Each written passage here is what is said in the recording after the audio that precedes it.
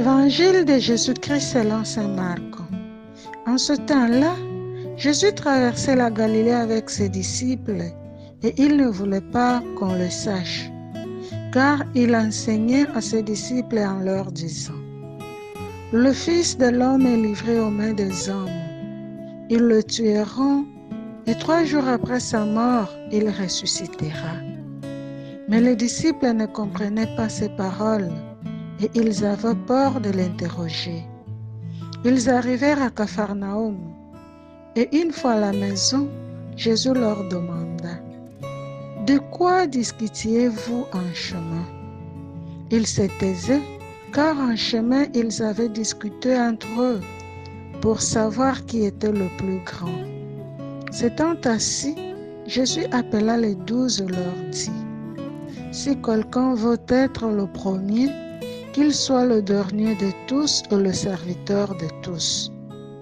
Prenant alors un enfant, il le plaça au milieu d'eux, l'embrassa et leur dit: Quiconque accueille à mon nom un enfant comme celui-ci, c'est moi qui l'accueille. Et celui qui m'accueille, ce n'est pas moi qui l'accueille, mais celui qui m'a envoyé. Acclamons la parole de Dieu. Louange à toi, Seigneur Jésus.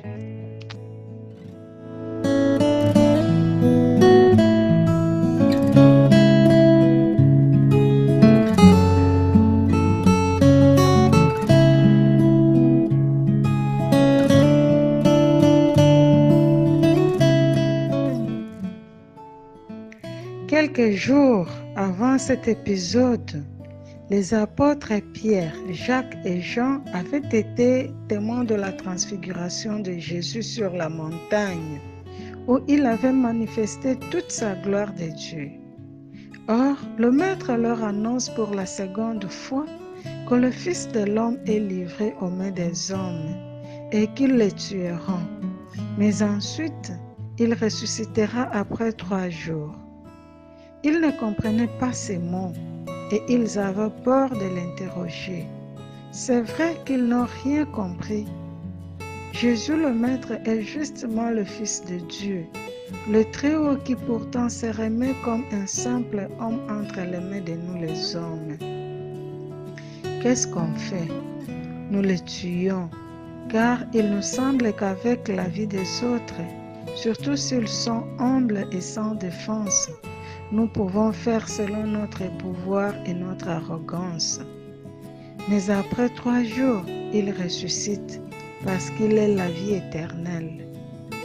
Selon la sagesse de Jésus, cette vie éternelle passe par la petitesse, par le renoncement et se développe en étant au service des autres et non en écrasant les autres. Les apôtres n'avaient rien compris du tout. Dans la rue, ils se disputaient entre eux afin de savoir qui était le plus grand. De quoi parlons-nous? Que voulons-nous de notre vie? Pourquoi nous nous battons? Jésus répond: Si quelqu'un veut être le premier, qu'il soit le serviteur de tous, et prend un enfant comme exemple. La considération des enfants à cette époque n'est pas comme celle d'aujourd'hui. Alors, l'enfant ne comptait pour rien jusqu'à ce qu'il atteigne la puberté et était alors considéré comme un homme. Qu'importe le disciple de Jésus, à ses yeux, il n'est pas valable que s'il devient le serviteur de tous, comme il a fait avec nous. Bon dimanche à chacun et à tous.